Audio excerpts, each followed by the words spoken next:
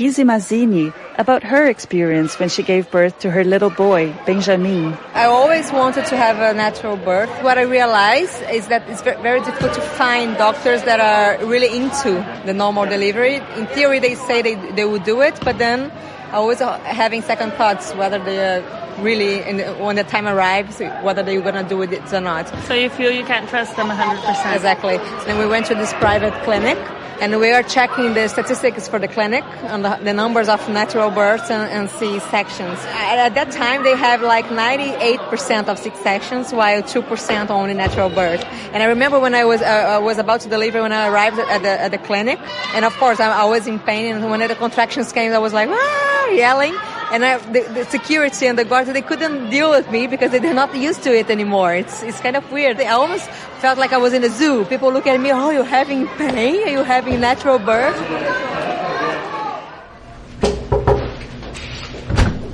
Hola. Heloísa Lessa is a pioneer in home births in Rio and is part of what might be considered an endangered species in Brazil. She's not a doctor, she's a midwife, and midwives are specialists in vaginal birth.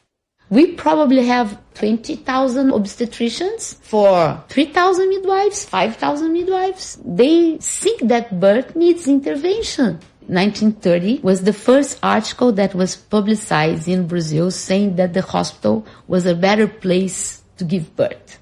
Until that point, it was the opposite. The rich people will have the births at home. And the poor people would go where? They would go to the hospital. The desire for the perfect body may also have contributed to the boom in C-sections. We have a study that shows that 69% of the whole population would love to have some kind of plastic surgery. Actresses, they go to give birth, they do a cesarean, they do the lipoaspiration at the same time. This contrasts starkly with attitudes towards birth amongst Brazil's native indigenous communities. For 12 years, I was going to the Amazon at least twice a year. First time I arrived, I said, I need to see a birth. Of course, I could not see a birth because they think that birth is privacy. They give birth by themselves. Everybody goes away. That's the way. That's important. We're not giving the best environment because we're still socializing birth. We put the camera and we think that it's going to be a theater, like a party, like I don't know what. We don't think that the birth is also for the baby. A luxury birth industry has developed around the most exclusive private clinics, with manicurists and hairstylists to ensure the mother looks her best, and even cinemas for family members to follow the birth in real time, with all the pre-scheduling a C-section allows. But what about in the poorer parts of the country?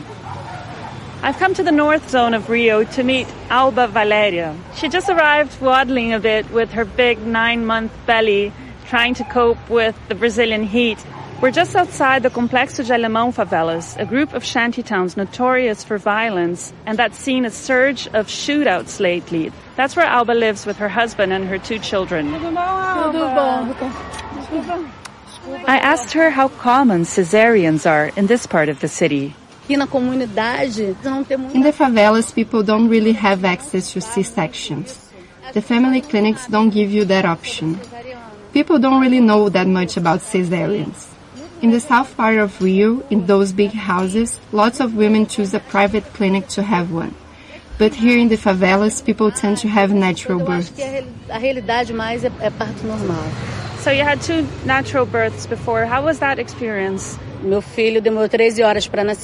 son's birth took 13 hours. There you are, 10 centimeters dilated, and you don't have any anesthetics, so that's really hard for the mother. Here in Rio, they don't normally give you anesthetics for a vaginal birth. While researching this documentary, I was shocked to learn that the town where I was born, Poços de Caldas, has one of the highest C-section rates in the country, at 73% of all births, and even higher in private clinics. So I decided to retrace my roots and find out what's going on there. I've been driving for more than 7 hours, and the landscape has changed completely since I left Rio and its busy highways. I'm now in the state of Minas Gerais, and I just went through a town where lots of shops were selling farming equipment and cowboy hats. I'm almost in the city of Poços de Caldas, and I'm really looking forward to seeing my grandparents and to talking to my grandmother about her experiences of giving birth. She had 10 children, and I don't think I ever spoke to her about this. Los pretos de flowers I start a job. Peguei pouquinho de chuva. Oi, vó. Tudo bom? Tudo bom? Tudo. In those days, people weren't given any kind of anesthetics. It was pure pain. Having a child wasn't easy. Women would really suffer. I had my first 7 children at home with a doctor. But when Neneto was born, there was no time, and your grandfather had to perform the birth with the help of a maid, by candlelight, because we didn't have electricity. Cesareans really weren't that common back then. I think cesareans should only be a last resort. It's a really aggressive procedure for the mother. We've always led simple lives, so having a cesarean never even occurred to me. Women nowadays don't want to feel pain. I'm heading to the Santa Casa hospital. That's where I was born, and it's still the main hospital in the city, performing around 140 deliveries every month. A group of heavily pregnant women and their partners are sitting on wooden benches waiting to be seen. And as we go into the main corridor, on the left-hand side, there are private rooms for women treated by their health insurance plans. And on the right-hand side are the shared rooms for women treated through the public healthcare system. So this is a hospital that deals with both systems, public and private. Dr. Amanda Patrese is an obstetrician at the Santa Casa Hospital. Dr. Amanda has tried to improve the rates of normal births in the clinic, but her efforts have not always been well received. This hospital is a microcosm of what is happening across the whole of Brazil. The biggest obstacles come from the very healthcare model and from some of my colleagues. My efforts to allow natural birth here met with a lot of resistance from the hospital system. That was very draining. It really got me down. I often felt like giving up or moving to a different city, to places where colleagues who share my beliefs about birthing practice are able to work more freely. So there would be comments or criticisms about how I was working, but people wouldn't say these things to my face. There'd be negative comments about me directed at my patients, implying I was doing something that wasn't safe, or that I wanted to do away with the established healthcare model and was trying to invent a new trend. While we were speaking to Dr. Amanda, Dr. Daniel Incroci was coming in and out of the operating theater. He coordinates the maternity ward at the Santa Casa Hospital. So you started at 7 in the morning, it's now 4 in the afternoon. How many C-sections have you performed? Hoje foram 7. So today already you'll have 7 in total. Você vê que cesárea você vem 20 minutos. I don't need to spend day and night running around after a natural birth. With a cesarean, in 20 minutes, it's sorted. With a natural birth, you can be there for, say, 15 hours. If you ask the majority of our patients, they don't want to feel pain. They don't want to suffer. A cesarean is quicker. I don't like seeing patients suffer. If you worked here and saw your patients shouting out in pain, you'd be horrified. The only thing you can do is call for the anesthetists. But even that has to be at specific times, because the anesthetist isn't available around the clock either. Brazilian authorities are mindful of the high C-section rates and have responded by setting up Parto Adequado, the Adequate Birth Program. This is a set of guidelines aimed at changing birthing practices. Marta Oliveira is a director at the national agency in charge of the program. What are the biggest obstacles along the way in trying to change this model in which the system has organized itself around births? It's a model that almost specific of Brazil. We have one doctor looking after this woman 9 months. This one doctor doesn't have a team. This forces the doctors in the hospitals and the woman to have a C-section. Women feels more secure with this person because we create the idea that only this person could do this birth. If you have a team, you can go to a hospital, you can have a baby. So women will establish a relation of trust with their doctor, but your idea is that they can also trust the entire team and the person that's going to be there when they come in labor. Exactly. We have to explain her that it can be different and will be good. So I think it's like a cultural way that we had constructed to do births in Brazil. And we have to transform this slowly. The Parto Adequado program has been adopted in 150 hospitals and is to be rolled out across the country. Marta says it is helping to reduce the number of premature births, often the result of C-sections that have been scheduled too early. We know that C-sections that you don't have to do increases babies that have to go to intensive care in 120%. This is totally unnecessary. Totally. They shouldn't be there. We could reduce the numbers in 25%. We proved that it's possible to do something. Just as Brazil grapples with its C-section epidemic, there are worrying signs that rates of cesareans are on the increase in many other parts of the world, notably the United States and China. As I consider the options for myself, one thing was palpable in all the cases we followed. However a woman gives birth, there's no other experience in life like this one. The baby's about to be born. The first incisions have been given on the uterus.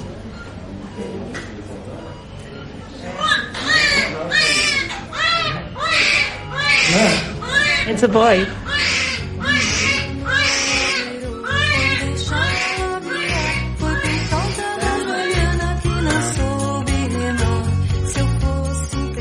C-Section Brazil was presented by Julia Carneiro, produced by Olivia Humphreys and Nicholas Jackson, and is an Aphonica production for BBC World Service.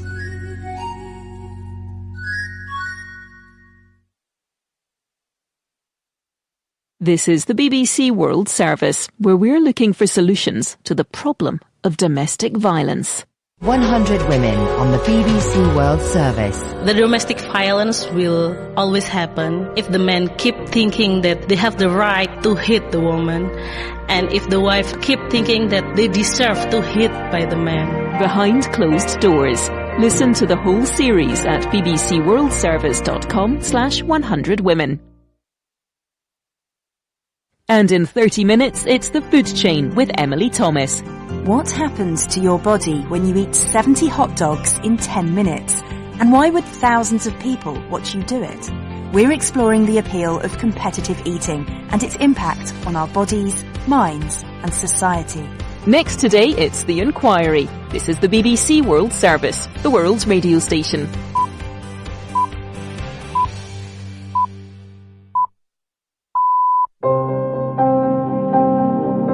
Welcome to The Inquiry on the BBC World Service. I'm Ruth Alexander. Pope Francis is being accused of encouraging un-Catholic views. It's accusing him of spreading heresy. The controversy focuses on whether people who have divorced and remarried should be able to receive communion, a ritual that is central to the Catholic faith. Being in that state of sin means that one cannot receive communion, even if it's blunt and harsh to say it as clearly as that. People enter and exit relationships somewhat flippantly. The Church stood as this prophetic voice to not do that. Many say Pope Francis is a modernizer. In order to bring people to Jesus Christ, you have to get involved in the messiness of people's lives. But others say his job is to uphold the faith, not to change it. So we're asking, is the Pope Catholic? That's The Inquiry after the news. I'm Stuart McIntosh with the BBC News. Hello. President Donald Trump is at the centre of a deepening controversy over his treatment of the families of fallen servicemen. The White House has been forced to defend the president against accusations. He told the widow of a US soldier killed in Niger that her husband had known what he'd signed up for. Anthony Zerker looks back at the controversy. This whole story started with a question on Monday about why he hadn't contacted the families of U.S. servicemen killed in Niger and why they were in Niger to begin with. And he responded to that by accusing his predecessors of not contacting families of slain servicemen, said they didn't do it all the time. Then he brought his chief of staff and cited that his son was killed in combat, and that reporters should ask Chief of Staff John Kelly if he was contacted by Barack Obama, which set off a whole nother series of stories. When he eventually did contact the family member of slain serviceman LaDavid Johnson, the reports were that he may have been callous, that he may have been a little too blunt. The Washington Post, meanwhile, reported that $25,000 promised to the father of an army sergeant killed in Afghanistan had failed to materialize. The US Secretary of State Rex Tillerson has set out a vision for a strategic partnership with India over the next century. Speaking ahead of a visit to South Asia, Mr. Tillerson said the US regarded India as one of the anchors of a free and open Indo-Pacific. President Trump and Prime Minister Modi are committed, more than any other leaders before them, to building an ambitious partnership that benefits not only our two great democracies, but other sovereign nations working toward greater peace and stability. Prime Minister Modi's visit in June highlighted the many areas of cooperation that are already underway in this new area of our strategic relationship. A Brazilian congressional committee has voted to reject criminal charges brought against the president, Michel Temer. The charges stem from an ongoing corruption case. Julia Carneiro reports. President Michel Temer is being charged for attempting to obstruct justice and being part of a criminal organization. It's the first time a Brazilian president faces criminal charges. However, Congress has to give the go-ahead for a president to face trial in Brazil. A special committee analyzing the matter voted to bar the charges against Mr. Temer, but he still faces a vote by all members of the lower house. Mr. Temer is facing the worst approval ratings in Brazilian history. An independent expert appointed by the United Nations says the policies promoted by the International Monetary Fund undermine the UN's human rights and development goals. Presenting his report on the promotion of international democracy and equality, Alfred de Zayas said the I've been alarmed by many people claiming to have less insects being squashed on the windscreens in recent years. But then we never had the scientific data at hand to be able to say this is really the case. And this is the first time that we can actually confirm that, well, what you see on your windscreen is actually taking place, and here's the figure of 75% at least. The Canadian province of Quebec is to ban local public sector employees and those using public services from covering their faces, in a move critics say discriminates against Muslim women. The new law applies to those working or attending state-funded hospitals, clinics and schools, as well as to public transport and government offices. The government says the ban is about communication and security issues. It comes into effect in July next year. Venezuela's Constituent Assembly has sworn in 18 of its newly elected regional governors in a ceremony that was boycotted by the opposition, which has denounced Sunday's vote as fraudulent. The MUD coalition of opposition parties said its candidates would not swear an oath before a Constituent Assembly it regards as illegitimate. A new instalment of Nelson Mandela's autobiography, Long Walk to Freedom, has been released in South Africa. The sequel, entitled Dare Not Linger, contains material left unfinished by the former South African president before his death. He'd written 10 chapters about his time in office when he stopped working because of age and ill health. BBC News.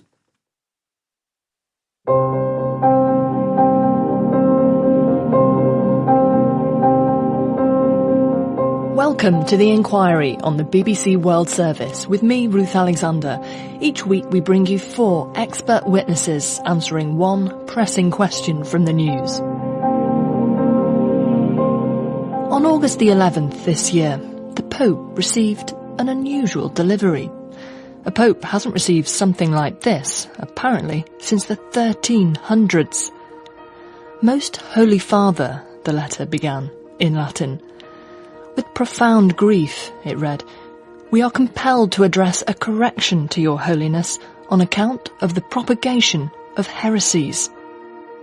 The 25-page letter accused the Pope of allowing the spread of un-Catholic views, a staggering allegation to make to the person who has supreme authority in the Church. The letter was signed by 62 theologians and priests, and was also posted online, where it's gathered more signatures, becoming effectively an online petition. With such a public questioning of the Pope's commitment to the faith he leads, we're asking, is the Pope Catholic? Part 1. Doubts and Corrections.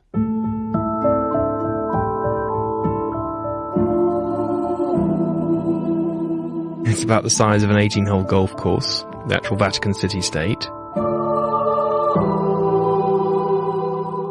The Vatican is where our first expert witness, Christopher Lamb, spends much of his time as Rome correspondent for the Catholic news magazine, The Tablet. Vatican City is the smallest independent state in the world, and it's where you'll find the headquarters of the Roman Catholic Church. That's all housed in Renaissance glory, Renaissance palaces, so you go in to meet people there and you walk past the first maps painted by Dante, and it's like you feel the sense of history, and it's kind of overwhelming. But then you have a more modern part of the Vatican City state, which is where Pope Francis lives, in this residence, the Casa Santa Marta, and that's like a 3-star hotel kind of place.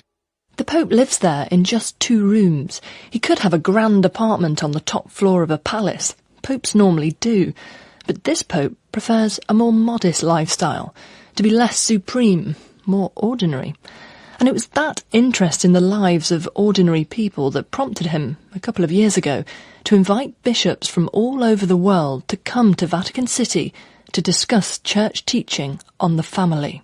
Pope Francis wanted to ensure that the church is closer to the everyday realities of family life. On the table for bishops to discuss were a range of controversial topics: contraception, gay marriage, divorce, and Pope Francis wanted real debate. He has a phrase that says, it's okay for the plates to fly. One of the most divisive issues was what to do about people who have divorced and remarried. In church understanding, there can be no divorce for a couple who are validly married in the church's eyes. So if you have a situation where a marriage has broken down and someone remarries, in the church's eyes, that remarriage is an adulterous relationship. It is deemed to be a mortal sin. If you've divorced and remarried, you're still allowed to attend church services, but you're not allowed to take part in a ritual that is central to the Catholic faith, Holy Communion, a reenactment of Jesus Christ's Last Supper, where churchgoers go up to the altar and are given bread and wine, believing that in doing so, they're sharing in the body and blood of Christ. Communion is the source and summit of being a Catholic. The main reason to be a Catholic, in many ways, is to be able to receive communion. Once you can receive communion, you are part of the church. So when everybody else in the pews gets up, goes to the front to receive the bread and the wine, the people who have divorced and remarried have to stay seated, wait till that part of the service is over. Yes, a sort of back of the pew Catholics. Believers who attend church services but are unable to participate fully in the heart of it. I think the Pope and a number of bishops saw that these Catholics were kind of stuck. Following the big debate on the family, the Pope issued a document, which was a summary of all the discussions with, because he's Pope and in charge, a little bit of his own spin. He called it Amoris Laetitia, which is Latin and means the joy of love. The document contains more than 200 pages of his thoughts and directions for the Church on family life, and, towards the end, one explosive footnote. He basically hinted or suggested that divorced and remarried Catholics can, in some circumstances, receive the sacraments. Sacraments include that central ritual, communion. The Pope's wording left room for interpretation. He didn't say it directly, but he seemed to be suggesting that in certain cases it would be okay for people who have divorced and remarried to receive communion. Some very senior figures in the Church issued a challenge. 4 cardinals issued a series of questions to the Pope known as dubia, which means doubts in Latin, demanding clarification on certain points. The Pope didn't respond. And so came the next challenge, That letter sent to the Pope in August suggesting he was encouraging un-Catholic views. It's accusing him of spreading heresy. It's not accusing him personally of being a heretic. I mean, that would be an extraordinary charge, but it is going about as close as you can to that, and it's saying that he is allowing heretical views to spread in the church by basically being too ambiguous on this question of whether or not divorced and remarried Catholics can receive communion. Again, the Pope didn't respond, and the criticism of Pope Francis isn't confined to obscure Latin documents. There's been a poster campaign in Rome, and spoof news articles poking fun at his refusal to answer his critics. So the Pope almost being trolled on his home turf. And beyond. This is a debate that has spilled out into the Twitter sphere, across social media. It really has become a massive discussion that's been going on online as well as amongst people at the highest levels of the church. A debate that started out as a question of whether divorced and remarried people should receive communion has revealed a deep division within the church over what is and isn't Catholic, with questions being raised about whether even the head of the church has got it right.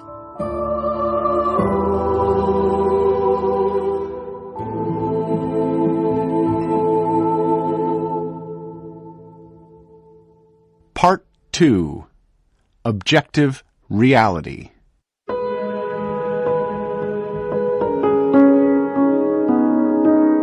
It's quite incredible. We have a direct view of the valley which runs downwards from the monastery, and then on the other side there are two mountains which dominate the whole of this area of Italy.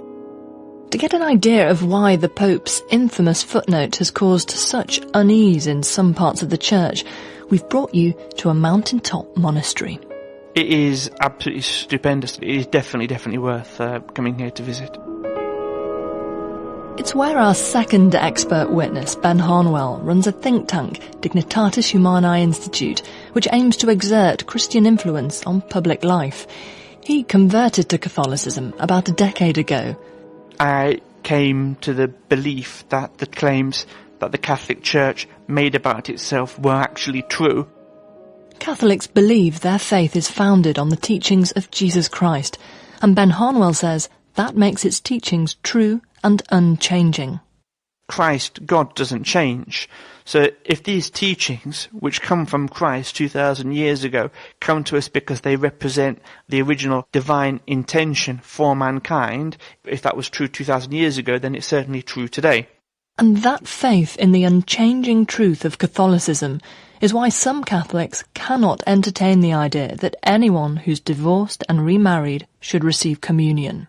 Being in that state of sin means that one cannot receive communion, even if it's blunt and harsh to say it as clearly as that. But that is the objective reality, because we are talking here fundamentally with objective reality.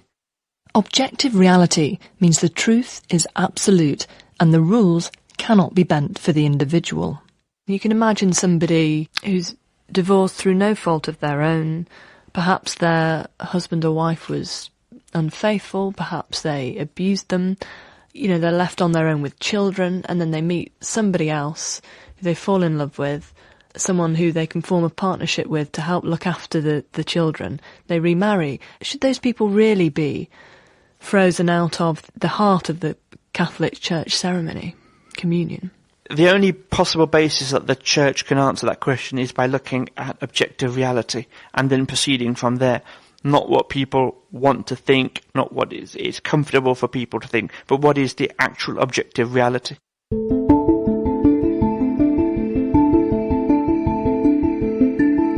So if that's how some conservative Catholics think, you can understand why the Pope has caused upset by seemingly suggesting that things aren't so cut and dried, that divorced and remarried Catholics might be able to receive communion.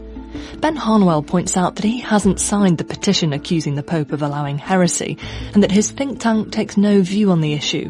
However, he understands the arguments the Pope's critics are making. Isn't the Pope on earth the ultimate authority in the Church? Doesn't what he say go? Looking precisely at the Pope's authority is essential here. The Pope's authority is to safeguard the integrity of the faith. It's not to change the faith. And if a Pope is considered to not be safeguarding the faith, what happens then?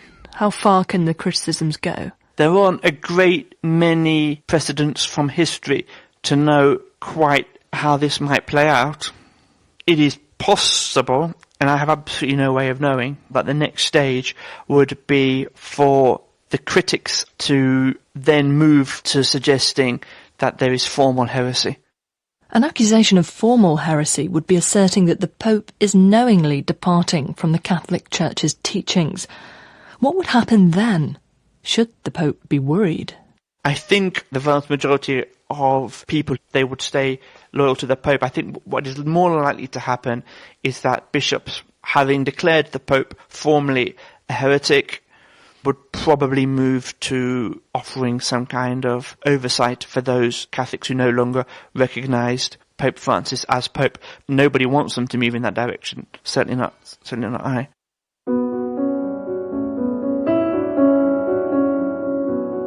It is possible then that this argument could lead to a schism or split in the Roman Catholic Church. That sounds serious, but some would say that the critics, though vocal, are a small minority in the Church. Yeah, but this isn't really a numbers game. Truth isn't decided by majority vote. Nobody wants to belong to a religion that makes things up as it goes along. It would be worthless.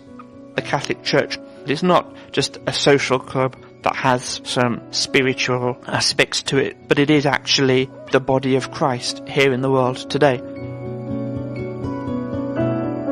Is the Pope Catholic?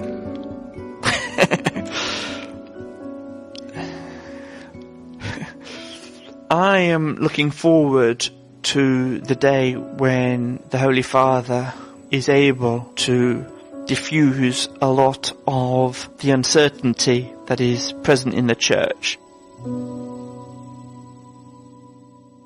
So why isn't the Pope responding to his critics? Part 3. Mercy.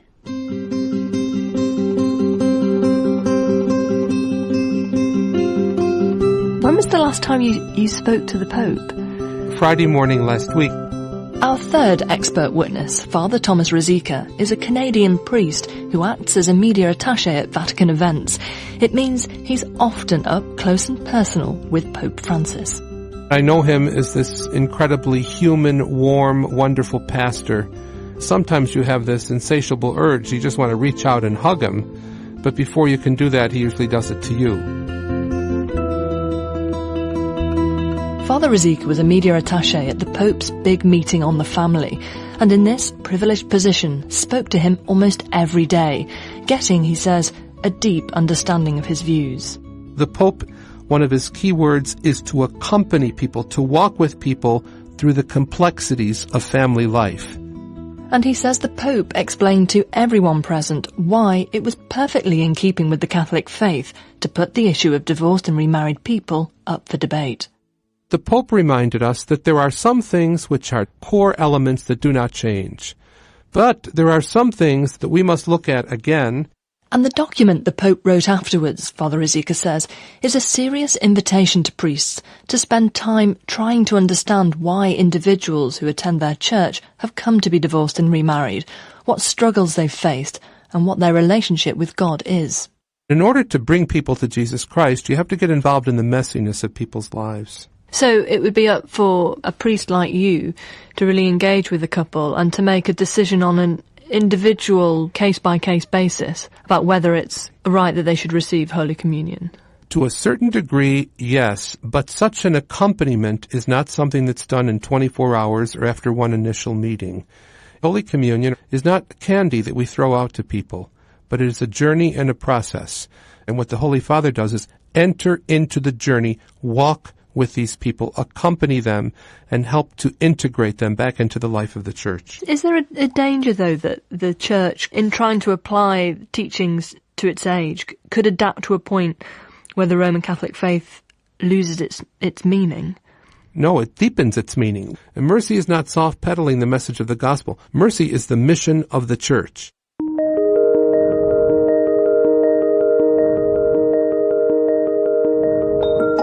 Mercy is a central theme of Pope Francis's teaching. He has said that there is no sin that God's mercy cannot reach and wipe away, as long as you're sorry and want to be reconciled with God.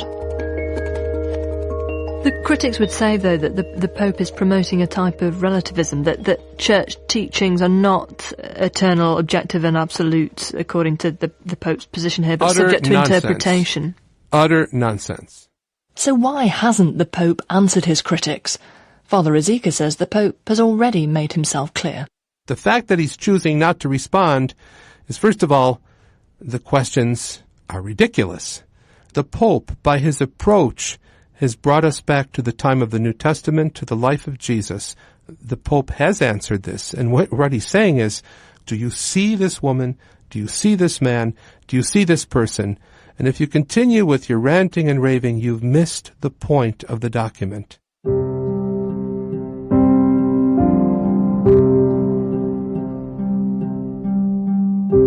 Father Ezeka dismisses the critics' warnings that the argument could cause a split in the Church. Far from weakening the Church, he says the Pope is strengthening it, attracting more people to the faith. There are many, many people who have found great solace and peace.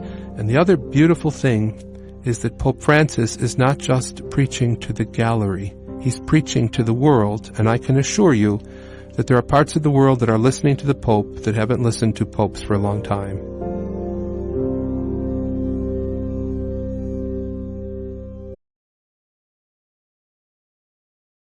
Witness is Natalia Imperatori-Lee, an associate professor of religious studies at Manhattan College in New York, whose research focuses on the Catholic Church.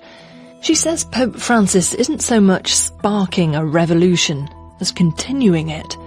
The revolution started, she says, in the 1960s at a huge meeting of all the world's Catholic bishops, the Second Vatican Council, or Vatican II as it's known. It aimed to reposition the Church in the modern world. In the words of the then Pope, John XXIII, to throw open the windows of the Vatican to let in some fresh air. Vatican II opens the windows. There's a lot of anxiety about too much rapid change, and so it gets pulled back.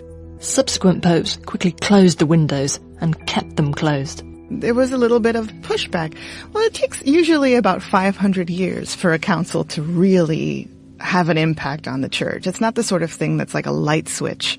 People are very used to doing things a particular way, and so it's like a pendulum. But Vatican II had let a little air in. Mass is no longer held in Latin. Priests now stand and face their congregation, rather than having their backs turned. Many people see Francis very much in continuity with Vatican II. They say that the Pope isn't trying to change the Church's teachings, but is simply trying to lead the Church in the new direction as first laid out by the leadership in the 1960s.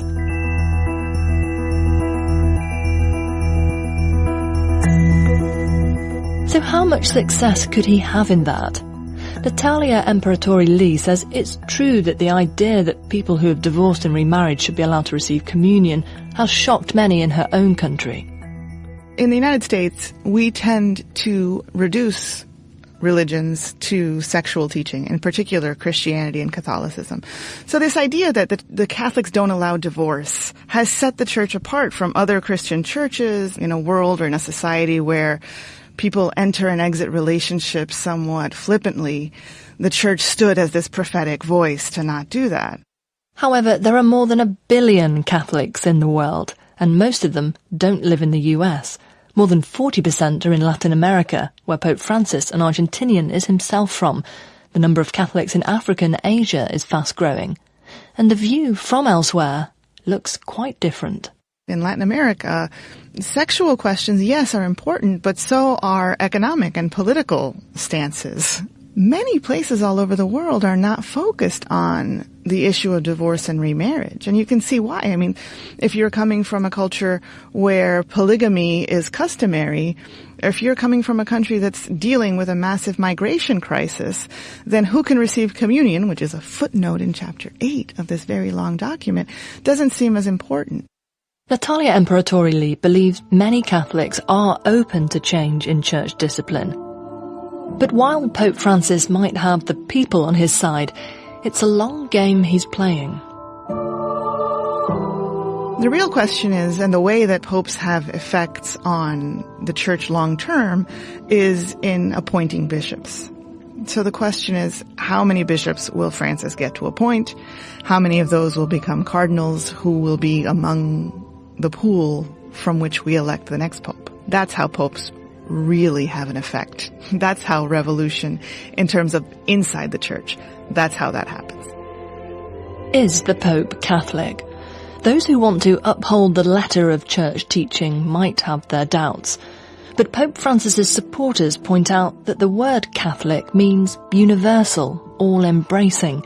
They argue that in reaching out to those who've been excluded, while at the same time allowing his critics to voice their dissent, Pope Francis is not only Catholic, but the most Catholic Pope in living memory.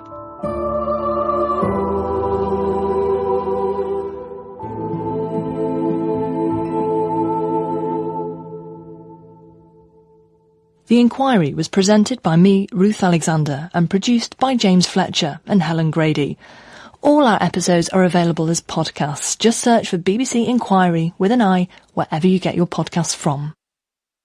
This is the BBC World Service. Now, close your eyes and listen. Sound is a powerful medium.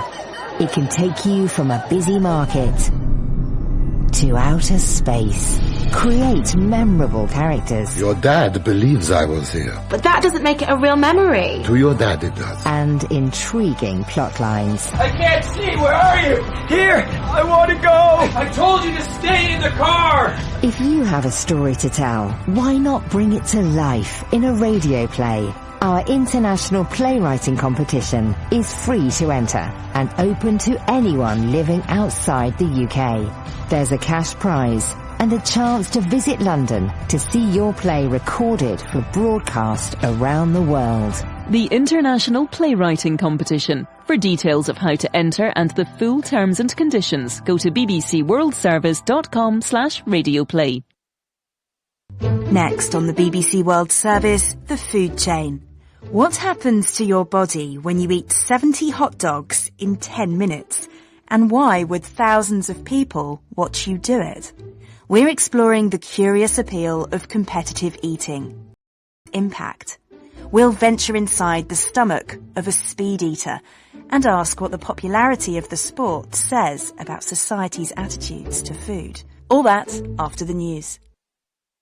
BBC News with Stuart McIntosh. President Donald Trump is at the centre of a deepening controversy over his treatment of the families of fallen servicemen. The White House has been forced to defend the president against accusations he told the widow of a US soldier killed in Niger that her husband had known what he'd signed up for. The Washington Post newspaper, meanwhile, reported that $25,000 promised in June to the father of an army sergeant killed in Afghanistan had failed to materialise. The White House said a cheque had now been sent. The US Secretary of State Rex Tillerson has set out a vision for a strategic partnership with India over the next century. Speaking ahead of a visit to South Asia, Mr. Tillerson said the US regarded India as one of the anchors of a free and open Indo-Pacific. Figures just released show that China's economy grew 6.8% in the third quarter. The growth was slightly lower than the previous quarter, but still ahead of the government's full-year target of around 6.5%. An independent expert appointed by the United Nations has said the policies promoted by the International Monetary Fund undermine the UN's human rights and development goals. Alfred de Zayas told the General Assembly that the IMF tended to prioritise economic growth over human rights and the environment. Britain's Prime Minister Theresa May has made fresh promises to European Union citizens that it will be as easy as possible to stay living in the UK after Brexit. Mrs May made the remarks in an open letter released in advance of an address to fellow EU heads of government in Brussels. And scientists in Germany have documented a steep decline in the population of flying insects in less than 30 years. The study, carried out in 63 German nature reserves, showed a loss of more than 3/4 of the total biomass of flying insects, butterflies, bees and moths. BBC News.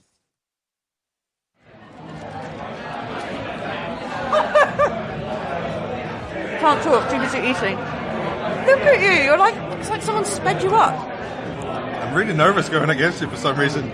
I cannot believe what you've just done. You've just completely devoured that. Pull it apart with your hands so you have to chew less. It's like watching an animal. Apologies for speaking with my mouth full. And welcome to The Food Chain, the weekly programme about the economics, science and culture of food. I'm Emily Thomas. There's nothing pleasant about this at all. It's delicious, but what a waste of delicious meat. This week, the gloves are off, and I'm getting stuck into the curiously fascinating and arguably nauseating world of competitive eating. It's 4:17, I'm still on my ribs. Andre has devoured everything, he's almost at his burger. I'm in Porky's barbecue restaurant in central London, trying to devour a huge plate of ribs, chicken wings and a double patty and pulled pork burger, faster than a 23-year-old called Andre who works in an office nearby. 7 minutes 12. I've been eating meat solidly for 7 minutes and 18 seconds without stopping. Andre doesn't have time to talk to me now, he's too busy. It might not sound like it, but competitive eating is considered by many to be a sport. It involves eating a large amount of one particular food in as short a time as possible. In recent decades, it's become a multi-million-dollar industry, and it's particularly popular in Japan, the US, and Canada. To give you an idea of scale, the largest annual competition is in the US, Nathan's hot dog eating contest. It attracts up to 40,000 spectators, is broadcast on the sports channel ESPN to more than 1 million viewers, and it awards $10,000 to the winner, who, by the way, this year devoured 72 hot dogs in 10 minutes. In the US, an organisation called Major League Eating regulates around 80 competitions a year. But across the country and around the world, many restaurants hold their own eating challenges to drum up extra business and publicity. Andre is finished. 8 minutes, 38 seconds. I am happily going to abandon the eating challenge here. It's possible he may have done better if I wasn't trying to distract him throughout. He's previously done the challenge in around 5. But as impressive as that is, Andre's just a recent graduate, doing this as a hobby, winning t-shirts and free meals along the way. He's much slower than the world's fastest eaters, some of whom we met last week. So I actually set the world record for corn on the cob last year, and that's 47 corn on the cob in 12 minutes. It was broken this year by my friend Carmen Sincati, but I'll get him next year. What does the popularity of these events say about our relationship with food? Have many of us become so distant from how it's produced and so complacent about its availability that we're happy to treat it as an obstacle rather than something that sustains and nourishes us? In this episode, we're going to explore these questions and the impact competitive eating has on the body and mind. I didn't enjoy that at all, and I was frustrated as I was eating it because I was thinking, this is lovely food and I'm not enjoying it and I'm mistreating this food. I think it's the downside because a lot of times the food is fantastic, but then when you're trying to go quick, all the flavors go by you so quickly that you kind of wish you'd slow down and savor the flavor. The actual kind of process is probably not that much fun, but just seeing the reactions on people's faces, the look on your face and the kind of giving up hope at the plate, it's fun. You kind of just base it on the crowd. The table looks pretty disgusting, doesn't it? Mounds of napkins covered in barbecue sauce, bones, grease. To be fair, we didn't get anything on the tables. We've done quite well. I wasn't so sure. After the competition, I didn't feel well. I felt nauseous thinking about it, and for a day afterwards I had no appetite and a persistent headache. There's very little research into the health consequences of speed eating, or how some people are physically able to ingest vast quantities of food. But about 10 years ago, David Metz, a professor of medicine at the University of Philadelphia in the US, worked with a team of researchers to compare the stomach of one of the world's top competitive eaters with that of a control subject during a speed eating test. If you raise the pressure in a bag, you'll stretch the wall and that would cause pain. So the speed eater has this ability to relax and expand their stomach and take in big volumes without increasing pressure, as opposed to you and I, after, one or two hot dogs, we'll start saying, well, this is starting to get uncomfortable, I'm getting a bit stretched and I'm getting a bit of pain. How do competitive eaters develop that ability? Is this about training, or is it something they're born with? We really don't know the answer to that because it hasn't been studied. I personally think that it's a little bit of both, but underlying it all, they have to have this inherent underlying ability to have a capacious stomach that can receptively relax and expand more so than the average person. And then whether they can train beyond that is not really been shown, but I think is a theoretical possibility. Now, the reason this is really interesting and of potential clinical value, it's for the reverse situation. So many people see doctors and gastroenterologists for abdominal pain. The medical term would be dyspepsia or indigestion. Those people, even after having small amounts of food, commonly describe postprandial, after meals, gastric distress syndrome. And the theory would be that if a speed eater can train up their stomach to do better, maybe doing loading tests or loading studies in dyspeptics could potentially help them to be able to tolerate bigger volumes of food without getting uncomfortable. So that's sort of the extrapolation that can be made from our data to say maybe there's a potential clinical utility of this in the long term. As far as we know, what are the physical characteristics a person can have that would help them be a successful competitive eater? You'd imagine big people would have big stomachs, little people would have little stomachs, but that's not necessarily true. And in fact, some of the speed eaters have been very small. What's required to be able to get a whole lot in, I imagine, is maybe a relatively larger stomach to start with, but most importantly, a stomach that can expand and relax. How big does a competitive eater's stomach get? What did you find in your study? Well, in our study, interestingly enough, his stomach got so big that it was larger than the radiology X-ray tube. So what we did there is we gave them some barium, which is radio opaque, to drink. We rolled them around on a table to coat the lining of the esophagus, stomach, and duodenum. And we took some X-ray pictures and set the size of the field to fill in the stomach. And then as they ate more and more and more, that stomach expanded. And in our speed eater's case, got so big that it was over the edge of the X-ray film. In terms of centimetres, can you give us an idea of how big that was? If you close your fist, I suppose that's about the size of your stomach at rest. In the normal individual, I think it would probably expand to about 3 or 4 or maybe 5 times that volume. In the competitive speed eater, it's going to be expanding to the size of, 80 hot dogs or whatever these guys ingest. So you can imagine the volume of food in the stomach has to be about that big because it's got to go somewhere. What are the dangers of competitive eating? Well, we don't really know and we can't quantify the true dangers of this behavior, but I would stress that it is something that has potential risk associated. There have been a couple of deaths actually relatively recently in people who got obstructed airways while doing an eating competition. The other possibility is while actually doing ingestion, the potential danger is from getting nauseated and stretching in the stomach and pain. People can actually vomit. You can vomit and aspirate, which could cause lung disease, pneumonia. You can vomit and tear the lining of the stomach or the esophagus and get bleeding.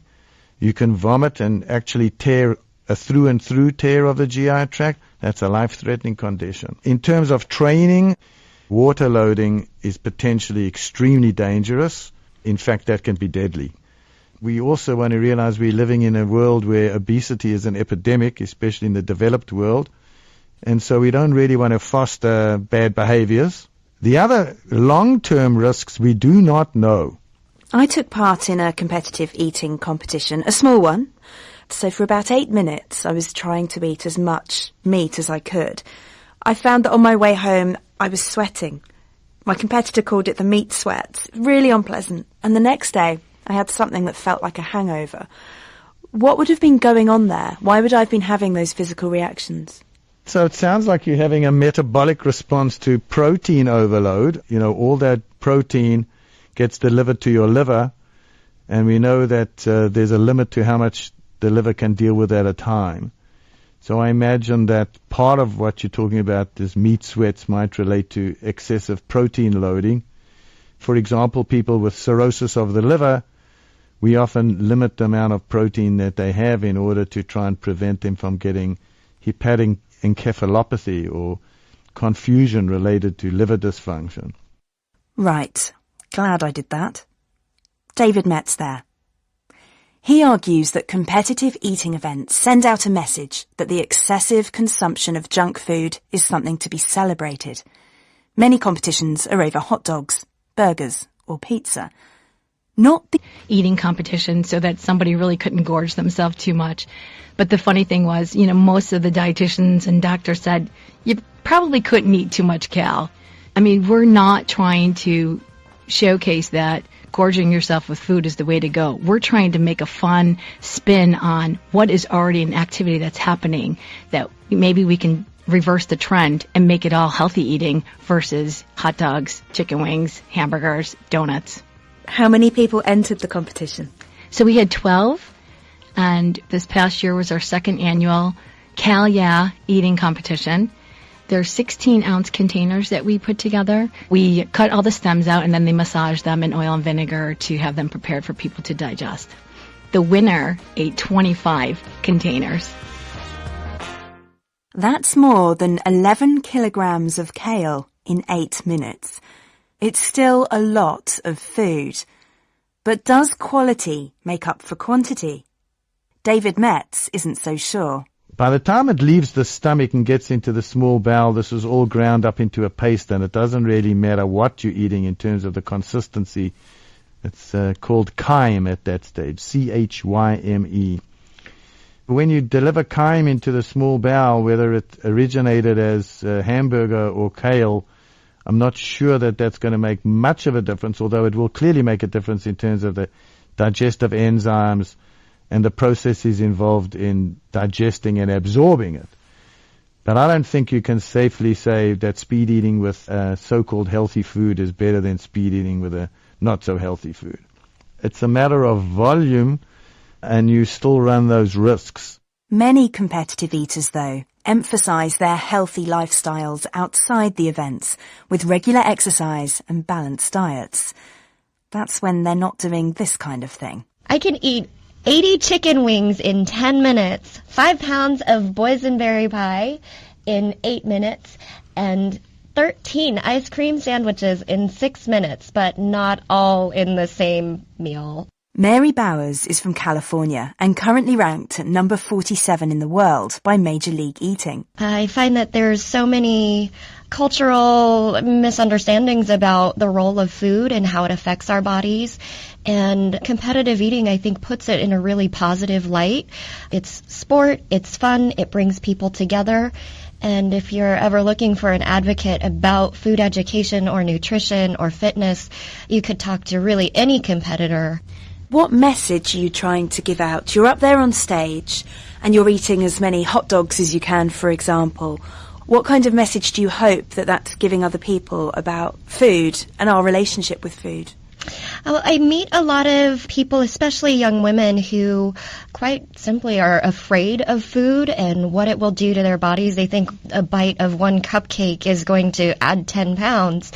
And it's simply not true. Our bodies are amazing. They can adapt to a lot of different circumstances. And that's where I think being up on that stage and showing that when you're met with a challenge and you keep pushing, a lot of times you can be surprised about what you can accomplish. If you zoom out and you look at the life of a competitive eater as a whole, on a daily basis, there's a fitness routine, there's different nutrition requirements. And the thing that I've also learned in talking to other people in the sport is how different all of our bodies are. And you can't judge somebody and their abilities based on their outside appearance.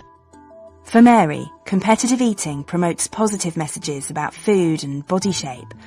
But others go even further and say it can help people recover from eating disorders. My name is Eric Lampkin, also known as Eric the Electric on YouTube. I do eating challenges, eating contests, big eating feats, and I love food.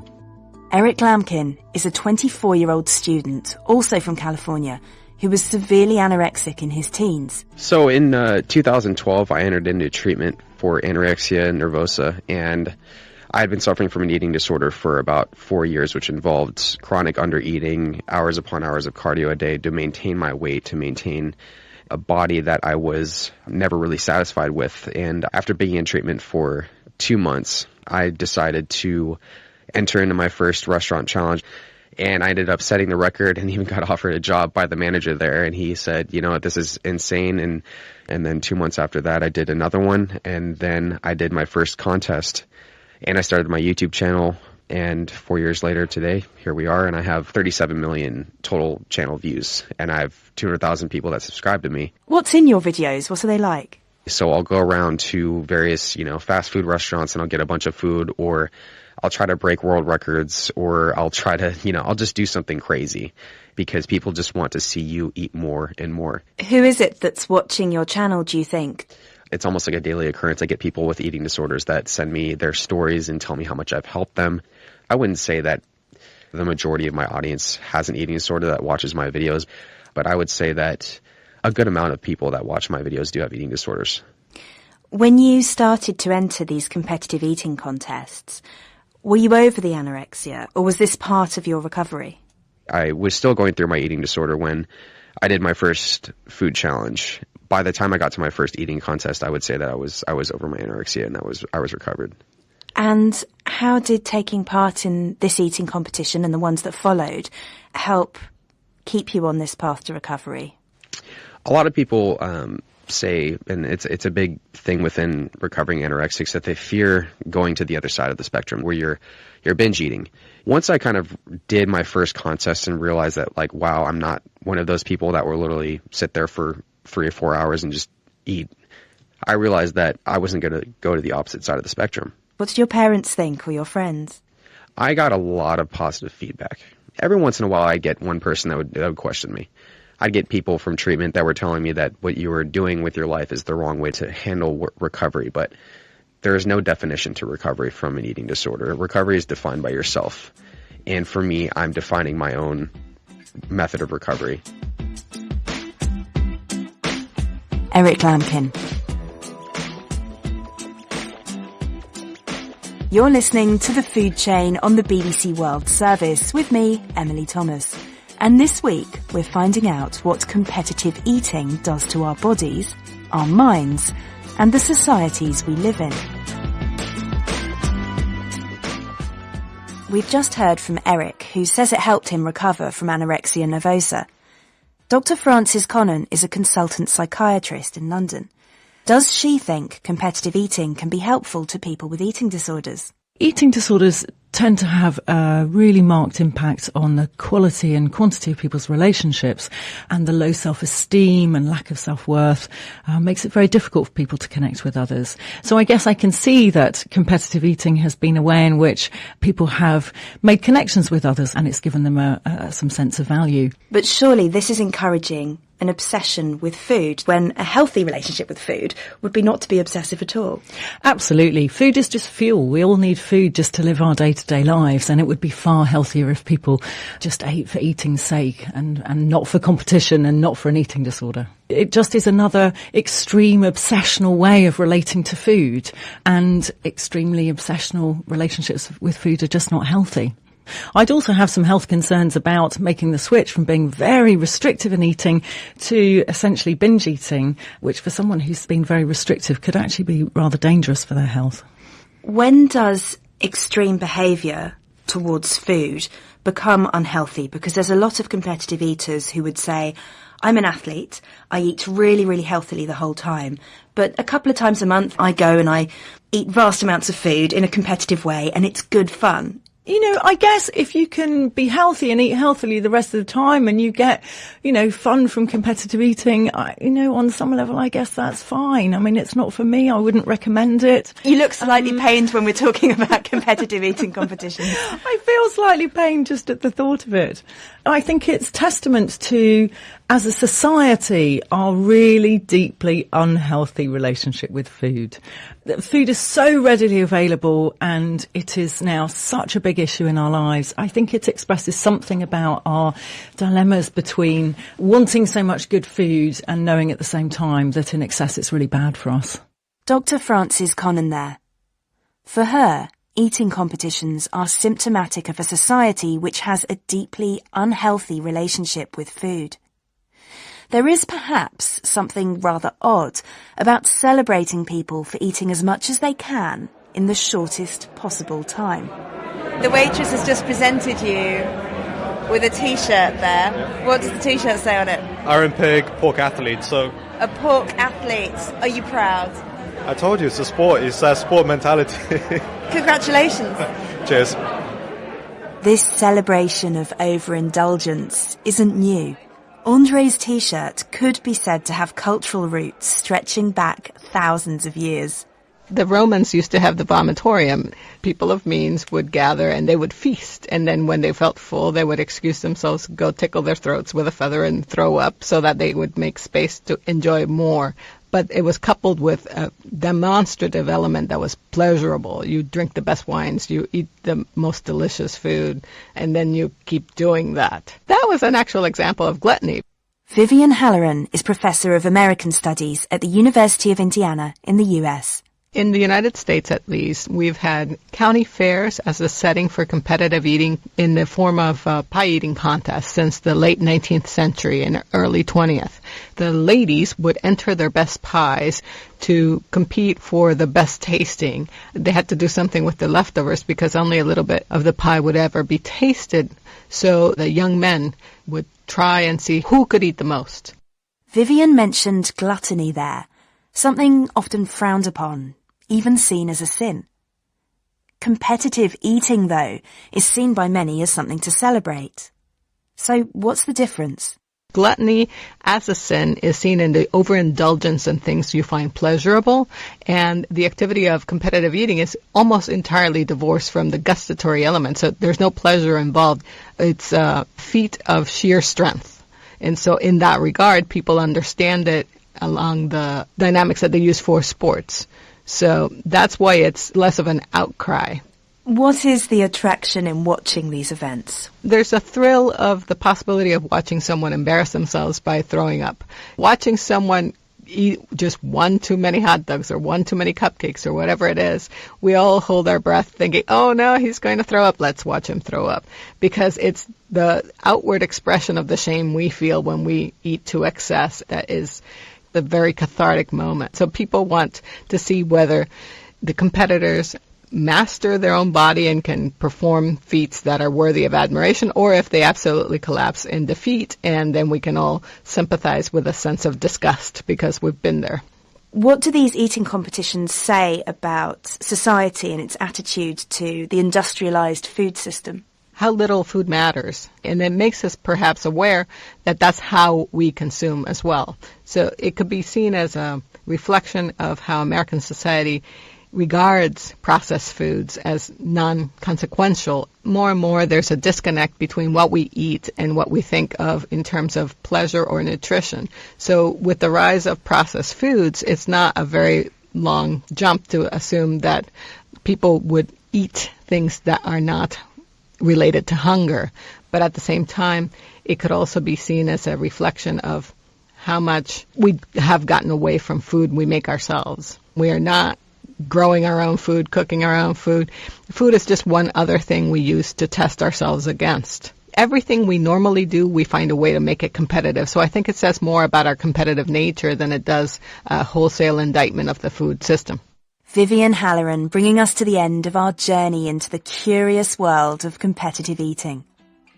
Whether you think it's a harmless bit of fun or something that reflects and exacerbates major global problems with the food system, there's one thing we can be sure about. Speed eating does carry risks, so please don't try it at home. We'd love to know what you think. Find us on social media using the hashtag BBC Food Chain. You'll find a video there of my own attempt too. For now, from me, Emily Thomas, producer Nishi Sundar and editor Simon Tulett, thanks for listening and join us again for The Food Chain next week.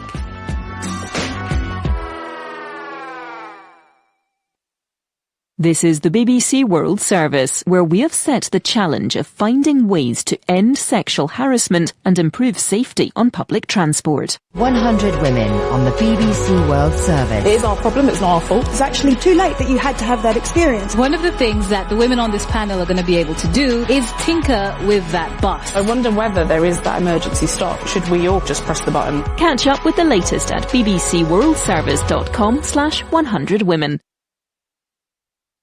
You're listening to the BBC World Service. Our diplomatic correspondent James Landell was at the court to hear. As our defence correspondent Jonathan Beale reports from Mosul. Our Africa editor Mary Harper reports. Let's go to Hong Kong now. Time for business news. On our business desk is Andrew Wood. Available on the BBC iPlayer radio app. This is the BBC World Service, the world's radio station.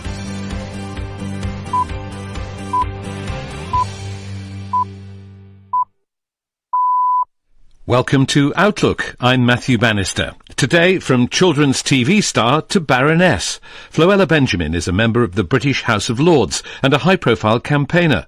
She was born in Trinidad and moved to the UK in the 1960s, where she came up against racism. For the first 4 years, I used to fight every day. Every day of my life was a fight. You never knew where it was going to come from, so you had to protect yourself. And I am one of these people who I hate injustice. I like fairness and I don't like inequalities. And so I would fight back with my fist. Floella's show business career began with an audition in her lunch break while she was working in a bank. They're telling me to hang around and wait a bit longer. So I went on the stage and I said, listen, I don't know who you are out there, but I've got a proper job in the bank. I don't need you. And if you want me, you better tell me. Anyway, I'm off. And listen, by the way, I want £30 a week and I'm not taking my clothes off, okay? She went on to be a TV star and now Baroness Benjamin. Her story after the news. I'm Stuart McIntosh with the BBC News. Hello. President Donald Trump is at the centre of a deepening controversy involving his comments to a widow of a US soldier killed in action in Niger. The mother of the soldier, Sergeant LaDavid Johnson, has echoed remarks by a Democratic congresswoman claiming that President Trump treated the widow with a lack of respect. John Sopel reports. The call from the White House came up on a car speakerphone as the family waited to receive the coffin of the fallen serviceman at Miami International Airport. In the vehicle was Democratic Congresswoman Frederica Wilson. He said to the wife, well, I guess he knew what he was getting into. How insensitive can you be? According to the Congresswoman, the President left the widow in tears as he didn't even know her husband's name. Donald Trump has denied emphatically this account of the conversation. I did not say what she said. I had a very nice conversation with the woman, with the wife, who sounded like a lovely woman, did not say what the Congresswoman said. This issue was politicised earlier in the week when the President asserted that he had a better record of calling the families of fallen servicemen and women than his predecessors. The US Secretary of State, Rex Tillerson, has set out a vision for a strategic partnership with India over the next century. Speaking ahead of a visit to South Asia, Mr. Tillerson said the US regarded India as one of the anchors of a free and open Indo-Pacific. He drew a direct comparison with China, which he said sometimes acted outside the international conventions, citing its actions in the South China Sea. Britain's Prime Minister, Theresa May, has made fresh promises to European Union citizens that it will be as easy as possible to stay living in the UK after Brexit. The remarks were released in advance of an address to fellow EU heads of government in Brussels. Kevin Connolly reports. Theresa May is not expected to make any big new proposal in her after-dinner remarks, but to underline the quality of the financial offer made in her speech in Florence, worth around £20 billion. The EU side wants more, though. More money, as well as further movement on citizens' rights and the Irish border. Mrs May's open letter to EU citizens in Britain, promising streamlined registration procedures and consultations on how the process works, may well help to get things moving again. An independent expert appointed by the United Nations says the policies promoted by the International Monetary Fund undermine the UN's human rights and development goals.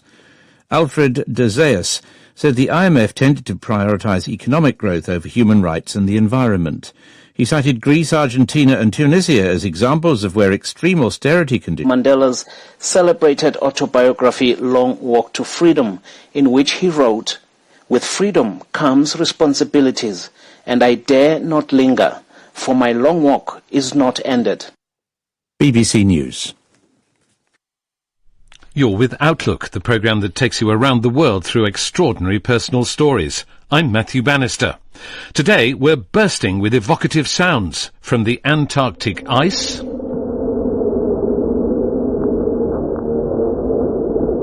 to the bustling streets of Istanbul.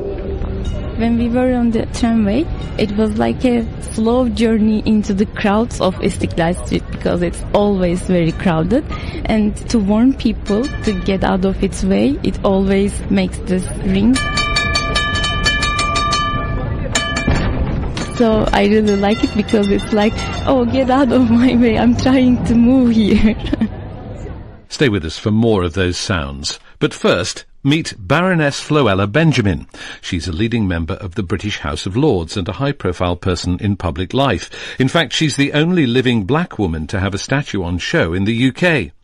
For millions of British youngsters in the 1970s and 80s, she was also the face of children's TV, starring in a popular programme called Play School. But as she's been telling me, her life hasn't always been easy.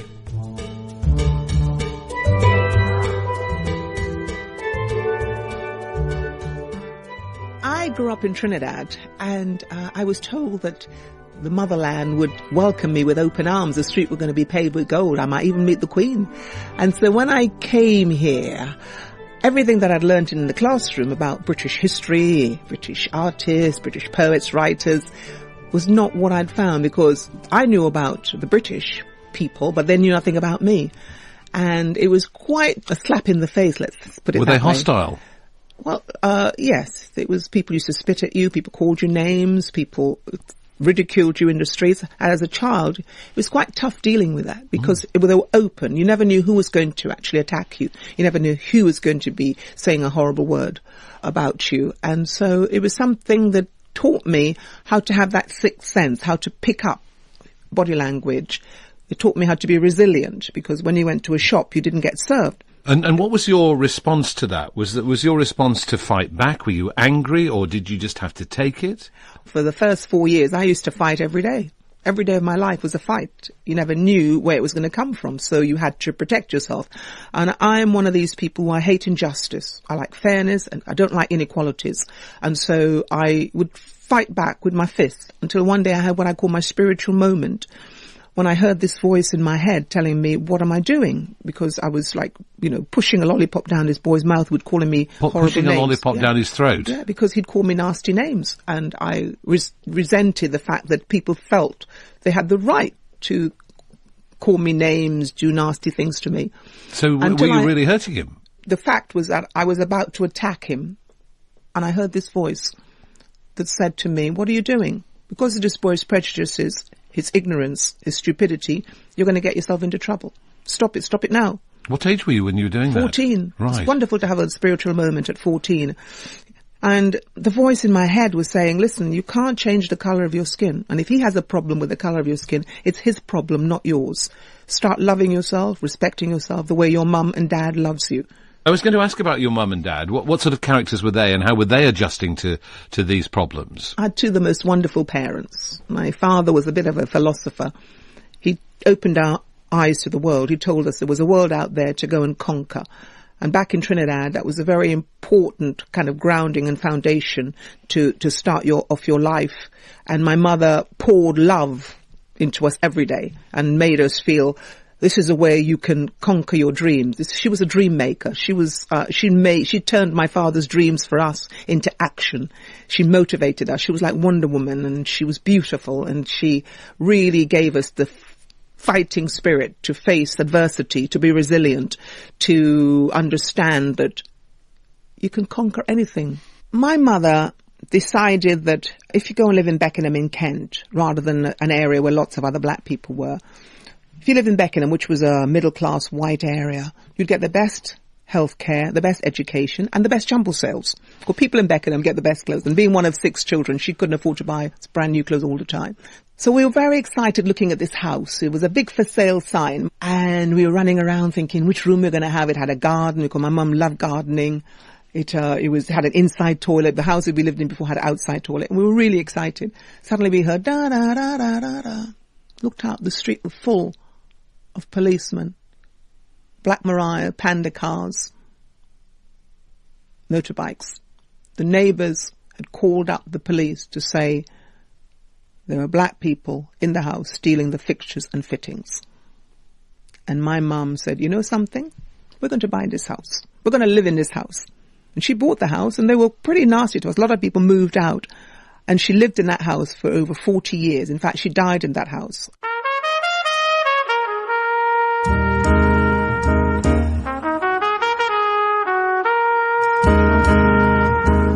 My father was a musician, a jazz musician. He played the saxophone. And in fact, that's partly one of the reasons why he came to Britain, to learn to play jazz. Because in Trinidad, people played calypso and steel band music. And he wanted to come to England, or he was even thinking of going to America.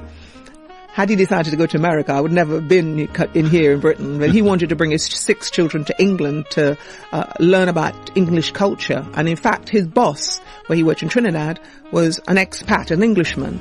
And when he told his boss he was going to England with 6 children, he laughed at him. He said, you know, it'd be impossible. But he didn't know that my father was married to a dream maker. Did you get your love of music from your father? Very much so. When we were doing the housework, we used to sing the blues. I got the blues, baby. Yeah, I got the blues. Because you see, my father, being a jazz musician in the 60s, the Rolling Stones and a lot of other pop groups, they were the support act on the bill when he was top of the bill. So when they suddenly took over, he lost his job. People didn't want jazz musicians anymore, swing band music anymore. And so he got very angry and he forbid us to listen to pop music. So I learnt jazz, you know, and in fact he auditioned me to sing in his band. And I remember my first song with him at Annerley Town Hall, you know. That's why the lady is a tramp, yeah. She gets too hungry for dinner at 8. She adores the theater but won't arrive late. She'll never argue with people she hates. And that's why the lady is a tramp.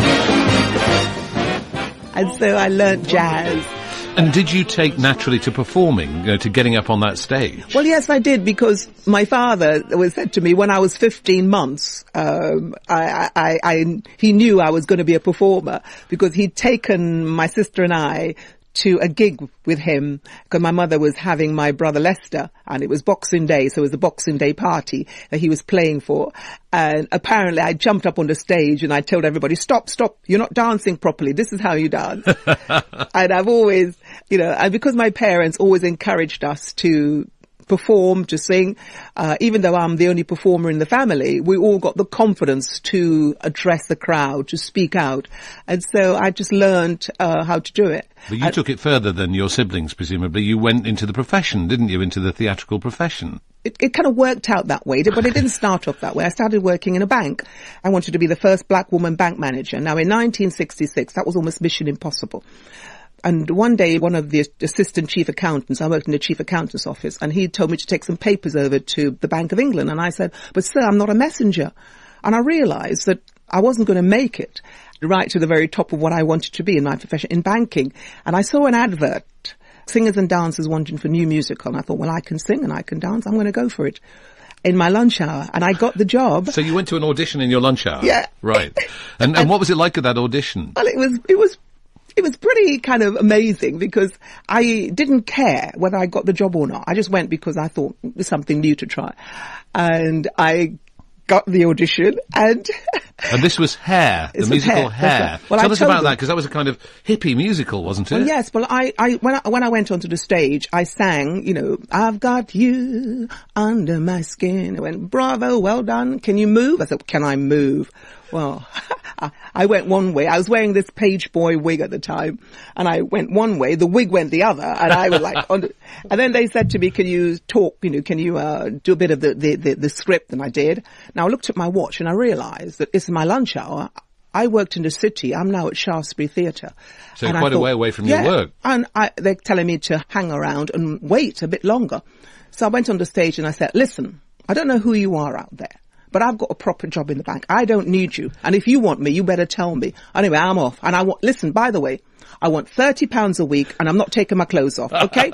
I'm off. The other cast members did have to take their clothes off, didn't they? But you put your foot down about that. When I went and told my mum, she said, I bring it to England for you going out with a lot of hippie people on a stage taking their clothes off? No way. And I begged her to let me do it. And I never took my clothes off. I'd always kind of close my eyes. I'm not doing it. I'm not doing it. And in fact, much later on in 1977, I did a film called Black Joy.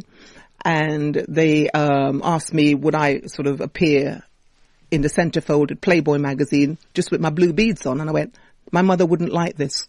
I'm not going to do it. And I've never, ever done anything I felt my mother wouldn't be proud of. How did you get into children's TV? When I went for the audition for Play School, I had my hair all plaits and beads, and I thought, well, the BBC might not like this. So I put on this bubbly wig, another wig story. And I went for this audition, and I was telling the producer what I could do and what I couldn't do. And I thought, well, I'm not really impressing her enough. So I leant forward, I said, oh, by the way, I don't really look like this, And she went, oh, what do you mean? And I went, this is what I really look like. And I took my wig off and all these beads, 1,000 beads came scattering down. And she went, my goodness, I got a camera audition and the rest is history. I've become known as the lady with the blue beads. Yes. Knock, knock. Who's there? Will. Will the person who stole my ladder please return it or further steps will be taken? Tell me about that, because that programme was iconic for a generation of children, and presumably even now, people who are much older come up to you and say, I remember watching you when I was a kid. Yeah. How does that make you feel when that happens? Wonderful. It means that I did my job right. That's what I hear. When I was little, I loved you. You taught me about racism. You taught me about different cultures. When I lived in a children's home, nobody loved me but you, the way you used to say, hello, are you all right? And yesterday I was in a prison, because it's Black History Month. I went to speak to prisoners, and the same thing happened to there. Those men are all sex offenders.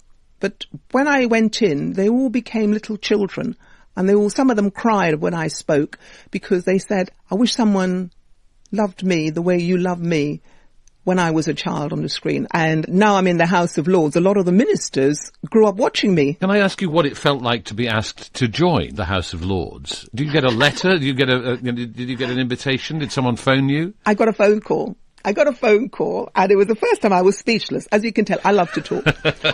And Nick Clegg called up and said... He was the leader of the Liberal Democrat Party. That's right. And he said to me, if you were in charge, what would, your first priorities be? And I said, children. And he said, put it there. You're just the sort of person we'd love to represent us, in our party. And I said, thank you very much. Lo and behold, I got a phone call to tell me that we'd like you to speak on the red benches. And I went, I couldn't speak. 500 years ago, the earls and the lords who stand in the place where I am now standing were deciding the future of my ancestors. Who would have thought? Things have changed. And for my maiden speech, I talked about the adversity that I had to go through. I talked about when my mum went to buy the house in Beckenham in Kent. They sent the police to arrest us because they said black people don't live in Beckenham. I talked about how people were wicked to us, put dog mess through the letterbox. I talked about all the things that happened to me. And some of the peers came up to me afterwards and said, Lady Benjamin, please forgive me. Please forgive me. I said, because I was around at that time and I said nothing. And you are a perfect example of how you have faced adversity and you've come up smiling, and we have great admiration for you. My mother didn't live to see me become a baroness. I went to the cemetery and I said, Mommy, Daddy, because my dad died a year before my mum. I said, Mommy, Daddy, I'm going to claim Beckenham for you. I'm going to call myself Baroness Benjamin of Beckenham. And now Beckenham tell me how much they love me. There's a pub in Beckenham that says there's 3 famous people from Beckenham. David Bowie, Eden Blyton, and Floella Benjamin. Who would have thought? A wonderful story. When you were a child and you came to the UK, people said, oh, you'll probably meet the Queen. Have you actually met the Queen? Yes. Well, I've met the Queen on several occasions. I got an OB, so I met the Queen, and when she came to BAFTA, I was the chairman of BAFTA Television, and when she came to BAFTA, I introduced her to people because I was a chair. And I was the Chancellor of the University of Exeter, the first black woman to be Chancellor in this country. And it was great, wonderful. A lot of people raised eyebrows. A black person being the Chancellor of Exeter. Someone once said to me, how come someone like you be a Chancellor of such a fine university? But by the by. Did they really? Oh, yeah, people said. But they put a statue up to you, didn't they, yeah, at that's Exeter? Right. Am I right in saying that it is the only statue of a living black person in this country? Isn't that wonderful? After 10 years. What's an achievement? And when the Queen came, she made me feel very, very special that day. She came for a Diamond Jubilee. And being the Chancellor, I had to take her around and introduce her to everybody. And then we sat and we had lunch together. And the Queen is one of the most wonderful human beings you could ever meet. And she was exchanging so many thoughts with me, telling me, we talked about food, we talked about her children, we talked about, her anxieties for the future, she talked about the House of Lords, we talked about everything. And I sat there and I thought, I'm with the Queen. Do you ever pinch yourself, though, and think back to Beckenham, and your arrival here and think, wow, I've come a long way? I mean, sitting here with you, it doesn't surprise me at all, frankly, that you've come a long way, but does it surprise you? People talk about all my achievements, and I never look back. I always look forward. I never know when the phone will ring. I never know what will happen next, and that's what keeps me going.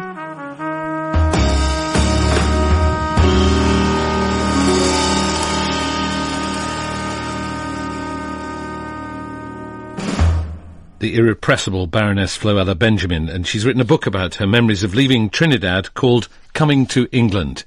You're listening to Outlook on the BBC World Service, and now here's a man who's fascinated by ice. Professor Douglas Mackayel is a glaciologist who works in Antarctica, where he's even had an ice stream named after him. He monitors the vibrations of ice breaking, and now, with the help of a group of artists, he's turned that data into sound and sped it up so it can be heard by the human ear.